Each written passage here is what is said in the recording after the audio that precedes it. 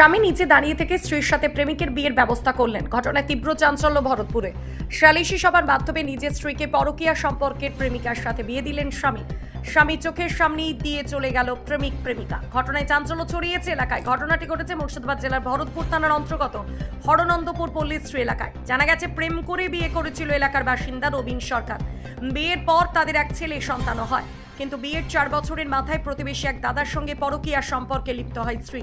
শুরু হয় সংসারে অশান্তি। এ নিয়ে মাঝে মধ্যেই সালিশি সভাও হয়েছে বেশ কয়েকবার, এমনকি ঘটনা আদালত পর্যন্ত করায়। কিন্তু এরপরেও স্ত্রীকে ধরে রাখতে পারেনি স্বামী।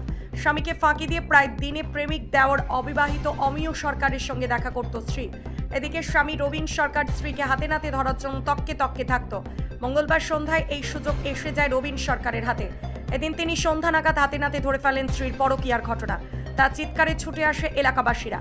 রাতে আটকে রাখা হয় প্রেমিক প্রেমিকাকে। এরপর রাত পোহালে বুধবার গ্রামবাসীদের উপস্থিতিতে সালিশি সবাই পরকীয়া সম্পর্কের প্রেমিক প্রেমিকা বিয়ে করতে রাজি হলে রবিন সরকার সদিচ্ছা তার স্ত্রী বিচিত্রা সরকারকে প্রেমিকের হাতে তুলে দেয়।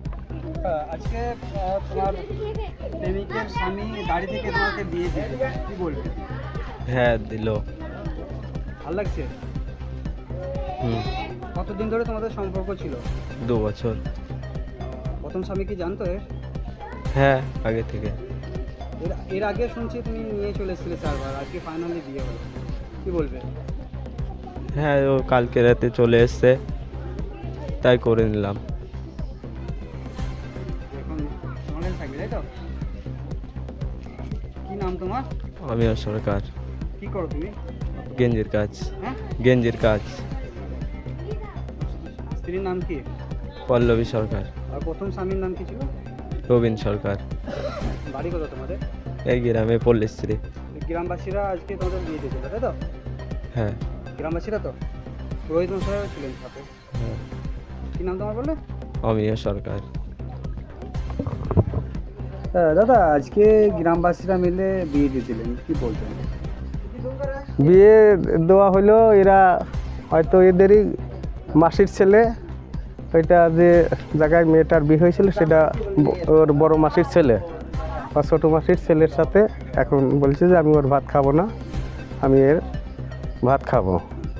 একে একে আগে 3 খ্যাপ অন্য জায়গায় চলে যায়, দিল্লি, গঙ্গারামপুর, যেখানে হোক চলে যায়। এইভাবে 4 খ্যাপের বাপ ও তার বাড়িতে চলে এসছে। গ্রামবাসীরা মিলে এখন গ্রামবাসীদের আমরা এখানে বললাম যে তোমরা বাড়ি যাও। মেয়েটাকে বললাম যে তোমার সংসার আছে, তোমার স্বামী আছে, তোমার ছেলে আছে, তুমি বাড়ি যাও। তা সে কোনো মতেই যাচ্ছে না, বলছে যে আমি ওর ভাত খাবো না, আমি এর ভাত খাবো। তাই আমরা তার শাশুড়ির ছিল বা তার কাকি শাশুড়ির ছিল, তাদের কাছে আমরা বললাম যে যদি মেয়ে যায় আমরা তোমার বাড়িতে দিয়ে আসছি। কিন্তু সে কোনো মতেই বলছে যে আমি এই বাড়ির থেকে যাব না, আমি ওর ভাত খাবো না।